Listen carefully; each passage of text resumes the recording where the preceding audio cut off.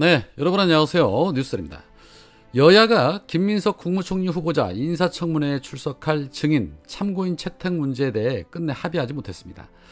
김민석 후보자의 전처를 증인으로 채택해야 한다는 차마 사람이라면 할 수 없는 인면수심의 주장을 내놓는 저들과 합의될 수가 없었던 것이죠. 현재 국힘당은 김민석 후보자에 대해 당 차원에서 총공세를 퍼부으며 결국에는 검찰과 또 손을 잡았습니다. 청문회 검증도 하지 않았는데 고발이 이루어진 것도, 검찰이 즉시 수사에 착수한 것도 역사상 유례를 찾아볼 수 없는 일입니다. 그만큼 국힘당은 검찰의 힘을 빌리지 않고는 유지하기 어려운 정당이라는 소리고, 반대로 검찰이 해체가 되면 국힘당도 자동이라는 소리가 되겠죠. 하여 검찰 해체는 시대적 사명이고 전 국민의 염원인데, 근데 의아한 부분이 있습니다. 얼마 전에 검사징계법이 국회 본회의에서 표결된 바 있습니다. 하여 많은 국민들은 이 법안으로 인해 탄핵 심판이 아니더라도 검사를 파면할 수 있게 된 것으로 알고 있는 분들이 많으십니다. 그러나 개정된 법안에는 징계권자에 법무부 장관이 추가된 것 외에 검사를 징계로 파면할 수 있다는 내용이 없습니다. 즉 언론들이 마치 이 법안으로 위법한 검사들을 파면할 수 있는 것처럼 과대 포장해서 뿌렸다는 것입니다.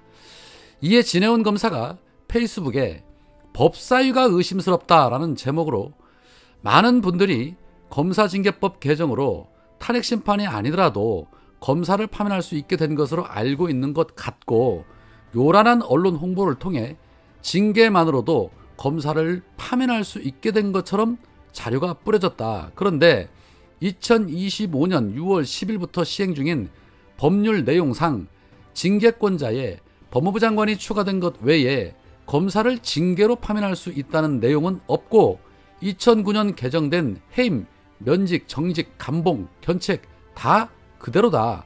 누가 이런 걸까? 거짓말로 홍보하고 본회의 통과시키고 공포까지 하게 만든 게 누굴까? 검찰청법상 검사는 탄핵에 의하지 않고는 파면되지 않는다는 규정이 있기 때문에 검사징계법 개정안 심사할 때 동시에 개정안을 심사했어야 하는데 못한 것은 실수라고 볼 수 있고, 신법 우선 원칙에 따라 검사징계법이 우선하지만 실제 개정안과 홍보 내용이 다른 것은 고의일 수밖에 없지 않냐. 이건 임기 말에 이재명 수사할 수 있는 조항 다 만들어 놓고 검수완박법이라고 인간 말종 수준의 허위 광고를 했던 문털파 작품과 완전 동일한 수법이다 라며 다음 글에서는 지금 가결유다 시즌2들이 법사위를 차지하고 수사 기소 분리는 또 저지하려고 낭설을 퍼뜨리는 중이다. 국회법상 상임위원회 임기는 2년이다. 21대 상임위원장 1년 하면 22대에서 1년밖에 못한다는 유튜브 커뮤니티 주장이 갑자기 급속도로 퍼지는 중이다. 그러면 2선 이상 되는 의원은 그 어떤 상임위도 될 수 없겠네요? 국회에서 그냥 놀아야 되겠네요? 지금 22대 이전에 어떤 상임위든 위원장을 했으면 22대에서는 못하고 종류불문 1년이 임기라는 헛소문을 조직적으로 퍼뜨리는 중으로 보이는데, 가결유다 시즌2들이라는 생각하시면 되고, 이 포스팅 댓글에 상임위원장 임시 개시일 관련 국회법 규정 게시했으니 함께 참조하시면 좋겠다. 상임위원장은 국회의원 총선거 후 국회에서 선거로 선출하고 임기는 2년이다. 종전 국회의원 임기와 완전히 무관하다 라면서 검찰청을 공소청과 수사청 두 개로 분리해 권력을 남용하는 이해충돌 여지를 없애겠다는 법안이 법사위에 상정된 것이 6월 11일이다. 그 바로 다음날 법사위원장이 6월 13일까지만 일하겠다고 사직서 썼다는 소식을 뒤늦게 알게 됐다. 그런데 아니나 다를까 검찰개혁에 적극적인 총리 후보자에 대해서 누가 고발장을 접수하자마자 검찰이 바로 배당했다는 뉴스를 신나서 퍼뜨리고 있다. 법사위원장은 검찰의 보복이 두려워 종침교로 달아나려는 것인지 궁금하다. 개인적으로는 지금 검찰 분리 2대 법안 통과 저지하기로 가결 유다들과 다 내통했기 때문에 김민석 후보자 수사한다고 자랑스럽게 홍보하는 것으로 보인다라는 의혹을 제기했습니다. 자, 그러니까 진해원 검사의 의혹 제기를 간단하게 정리하면 정청래 의원이 주장하는 지난 국회에서 가방위원장 1년 했으니 이번 국회에서 법사위원장 1년 한다는 주장은 국회법 제40조 41조에 따라 말도 안 된다는 것이고, 6월 11일 수사청과 기소청으로 분리하는 법안이 법사위에 상정이 됐는데 6월 14일 정청래 의원이 법사위원장직을 사퇴하겠다는 것은 검찰개혁 법안 심사하기 싫어서 또는 무서워서 그러는 것이 아니냐. 타이밍을 보더라도 검찰개혁 법안 상정, 법사위원장 도망, 김민석 총리 후보자 고발, 검찰 바로 배당하는 수순이 검찰과 한통 속인 민주당의 반개혁 세력들 때문 아니냐라는 그런 의혹적인 것입니다. 그런데 정청래 의원도 밤사이 페이북에 이런 글을 올렸습니다. 아직 사표 수리가 안 되어 법사위원장직을 유지하고 있다. 원내대표와 상의해서 다음 주 중에 법사위를 열려고 한다. 시급한 현안도 있고 처리할 법안도 있고 끝까지 최선을 다하겠다라며, 이 법사위원장 임기와 관련해서 상임위원장 임기는 2년이다. 저는 21대 국회 과방위원장을 1년 해서 22대 법사위원장은 애초 1년만 하기로 예정이 됐던 것이다. 신임 법사위원장 임명권자는 김병기 원내대표다.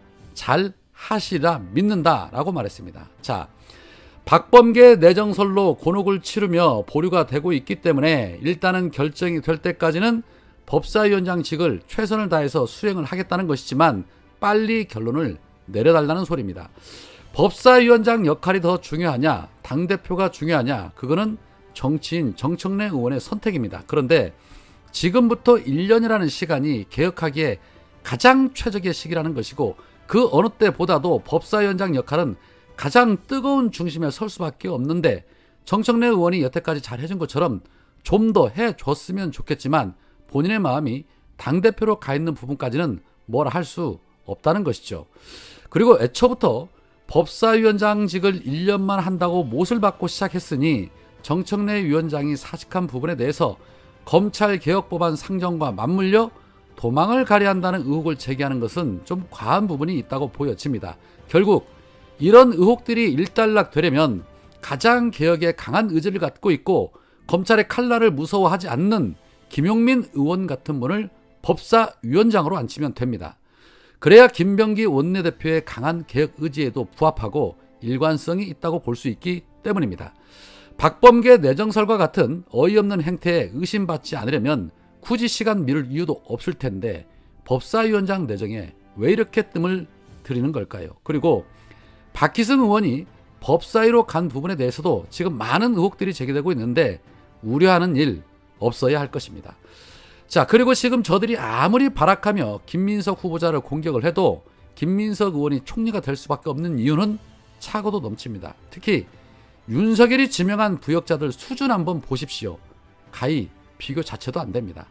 그리고 아직도 윤석열이 임명한 낙하산 인사들이 공공기관에 또아리를 틀고 앉아 각각 기관들을 지금 아주 초토화를 시키고 있는 중입니다. 최근에 공공기관 경영평가에서 최하위 등급인 D2등급을 받은 기관장 7명 중 5명이 이른바 윤심으로 임명된 낙하산 인사들로 알려졌습니다. 능력도 깜도 안 되는 자들이 한 자리씩 차지하고 다 말아먹고 있었던 것이죠. 이에 민주당의 백승하 대변인은 전문성 없는 윤석열 코드 인사, 무능한 공공기관장들 즉각 사퇴해라. 국민의 삶을 책임질 수 있는 능력 있고 검증된 인물들로 교체돼야 한다. 새로운 정부의 국정 운영 방해하지 말고 국가와 국민에 대한 최소한의 도리를 다해 주시기 바란다 라고 직격했는데 이들이 과연 말로 해서 알아들을까요? 자, 한편 내란 특검이 김용현을 추가 기소하자 김용현 측에서 이의 신청과 이 집행정지 불복 절차를 밟았습니다. 이에 대해서 특검 측은 즉시 신청을 기각해달라는 의견서를 법원에 냈다고 합니다. 조은석 특검 어젯밤 12시 30분에 공지를 통해서 피고인 김용현의 이의 신청 및 집행정지 신청에 대한 의견서를 서울고법에 제출했다라고 밝혔습니다. 네, 내란 핵심 피해자가 활보하고 다니는 모습 말도 안 되죠.